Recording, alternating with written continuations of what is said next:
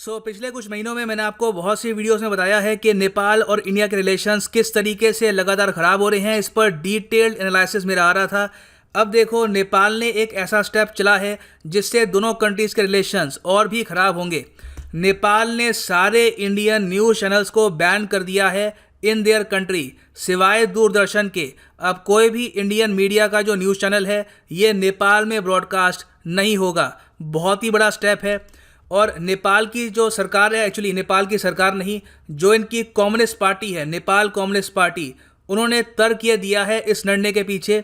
ये कह रहे हैं कि प्रोपेगेंडा फैलाया जा रहा है इंडियन मीडिया द्वारा और आज के समय इंडियन मीडिया ने सारी लिमिट्स क्रॉस कर दी हैं। हमारे प्रधानमंत्री पर बहुत ज़्यादा खराब कवरेज आई है, हम इसको बर्दाश्त नहीं करेंगे, इसलिए हम इंडियन मीडिया को अपने देश में बैन कर रहे हैं। अब यहाँ पे आपका प्रश्न होगा कि इंडियन मीडिया ने ऐसी क्या कवरेज कर दी कि नेपाल के प्रधानमंत्री इतने गुस्सा हो गए कि इंडियन मीडिया को बैन कर दिया। वेल देखो, पिछले कुछ हफ्तों में इंटरनेट में एक कॉन्स्पिरेसी थ्योरी फैलाई गई कि जो चाइनीज़ एम्बेसडर हैं टू नेपाल, इन्होंने हनी ट्रैप कर लिया है नेपाली प्राइम मिनिस्टर को। अब ये जो कॉन्स्पिरेसी है ये बिल्कुल बेसलेस है, कोई ऐसा एविडेंस नहीं है कि ऐसा कुछ हुआ है। अब ज़्यादातर जो ऐसी कॉन्स्पिरेसी थ्योरीज होती हैं ये इंटरनेट तक ही सीमित रहे ठीक रहती है। मैंने भी देखा था कि कुछ बचकानी कमेंट्स नीचे आती थी वीडियो में कि सर आपने ये तो मेंशन किया ही नहीं।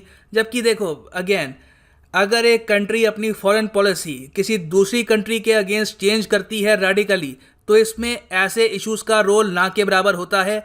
हमें यहाँ पर फोकस क्या करना चाहिए था कि हमारी क्या गलती थी, इंडिया की क्या गलती थी कि नेपाल इंडियन फ्रेंडशिप से दूर होता गया और आज के समय चाइना के साथ रिलेशन स्ट्रॉन्ग कर लिए। हमने नेपाल के जो हाइड्रो इलेक्ट्रिसिटी प्रोजेक्ट्स थे टाइम पे कंप्लीट क्यों नहीं किए? हमने नेपाल इंडिया का जो बॉर्डर का इंफ्रास्ट्रक्चर था ये टाइम पर कंप्लीट क्यों नहीं किया? जो रेसिज्म की एक बहुत ही बड़ी प्रॉब्लम है इंडिया में, जो नॉर्थ ईस्ट के लोग भी फेस करते हैं, उसको कभी प्रॉपरली एड्रेस किया नहीं।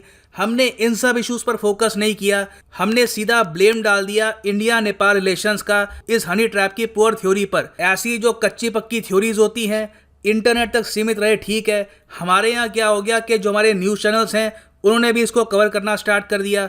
अब मैं आपको दिखाना चाहता हूँ, एक बहुत ही एम्बैरेसिंग वीडियो है किस तरीके से इंडियन मीडिया ने इस पूरे इशू को कवर किया है।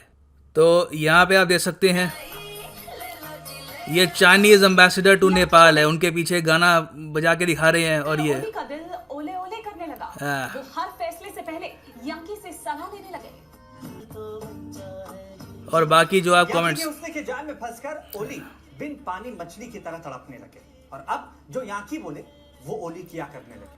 अब देखिए, अगेन ऐसी बातें बहुत ही छोटे लेवल पर लोग कॉन्स्पिरेसी के रूप में डिस्कस करें ठीक है। नेशनल टीवी पर किसी दूसरे कंट्री के प्राइम मिनिस्टर के बारे में आप ऐसे बोलेंगे तो अपने आप में it is a bit weird.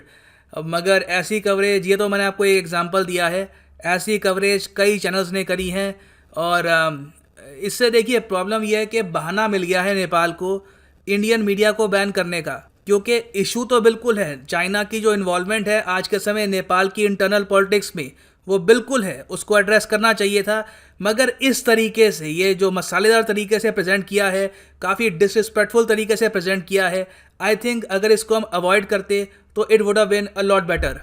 क्योंकि आज के समय बिल्कुल जो चाइनीज़ एम्बेसडर हैं टू नेपाल, इन्होंने काफ़ी अपनी जो पावर है नेपाल की इंटरनल पॉलिटिक्स में बढ़ा दी है। नेपाल कम्युनिस्ट पार्टी को लिटरली ये रेगुलेट कर रही हैं, माइक्रो मैनेज कर रही हैं। इसके बारे में मैं पहले भी वीडियो बना चुका हूँ। मगर यहाँ पे प्रॉपरली फैक्ट्स के साथ अगर इसको हम कवर करते तो इंडिया का जो पक्ष है यहाँ पर ये काफ़ी स्ट्रॉन्ग रहता। और अब देखो, प्रॉब्लम यह है कि नेपाल के जो प्रधानमंत्री हैं उन्होंने फ्रीडम ऑफ स्पीच नेपाल में काफ़ी हद तक ख़त्म कर दिया आज के समय। मगर ये बहुत ही क्लेवरली कर रहे हैं राष्ट्रवाद का नाम लेकर कि हमारे प्राइम मिनिस्टर के बारे में ऐसी कवरेज हो रही है तो हम बर्दाश्त नहीं करेंगे, सारा इंडियन मीडिया हमारे यहाँ बंद। ना अगर आपके माइंड में क्वेश्चन आ रहा है कि क्या किसी और कंट्री ने ये किया है इन द पास्ट, तो मैं कहूँगा हाँ, पाकिस्तान ये काफ़ी बार कर चुका है इन द पास्ट। और पाकिस्तान के अलावा 2018 में जब मालदीव्स में अब्दुल्ला यमीन की सरकार थी जो बहुत हद तक एंटी इंडिया थी और प्रो चाइना थी, उन्होंने भी उस वक्त कुछ समय के लिए Indian media, Indian news channels को बैन कर दिया था फ्रॉम मालदीव्स। अब एक लार्जर जो पिक्चर यहाँ पे सामने आ रही है, इसको समझने की कोशिश करते हैं।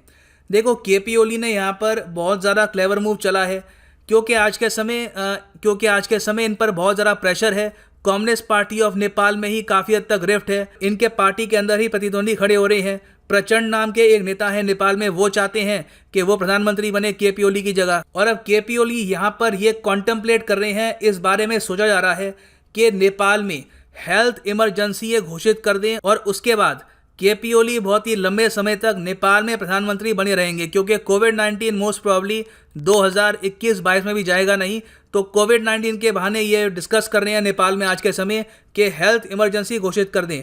अब ऑब्वियस ही बात है कि अगर केपी ओली हेल्थ इमरजेंसी घोषित करते तो इंडिया की तरफ से तो एटलीस्ट ओपन क्रिटिसिज्म होता इनकी सरकार का, मगर अब ऑब्वियस ही बात है इन्होंने जो न्यूज़ चैनल्स बैन कर लिए हैं, इससे अगर ये चाहें तो नेपाल में जो डेमोक्रेसी है, जो फ्रीडम ऑफ स्पीच है, ये धीरे धीरे और इरोड कर सकते हैं और उसके रिस्पॉन्स में आवाज़ उठाने वाला कोई होगा नहीं। मगर हमको भूलना नहीं चाहिए कि ये जो ओन गोल है ये हमने ही किया है। अगर हमारा मीडिया रिस्पॉन्सिबली रिपोर्ट करता तो केपी ओली को ये बहाना ना मिलता इंडियन मीडिया को बैन करने का। सो अभी के लिए ये है एंड इस वीडियो का। मैं आप सब लोगों को कहूँगा कि go to Google play store, download the study IQ education app. यहाँ पे आप परचेज कर सकते हैं हमारा फ्लैगशिप UPSC कोर्स, जिसके लिए EMI ऑप्शन भी अवेलेबल है। और आपको अगर वीडियो अच्छी लगी हो तो make sure to subscribe to study IQ education channel and press the bell icon button. Thanks for listening and as always God bless you all.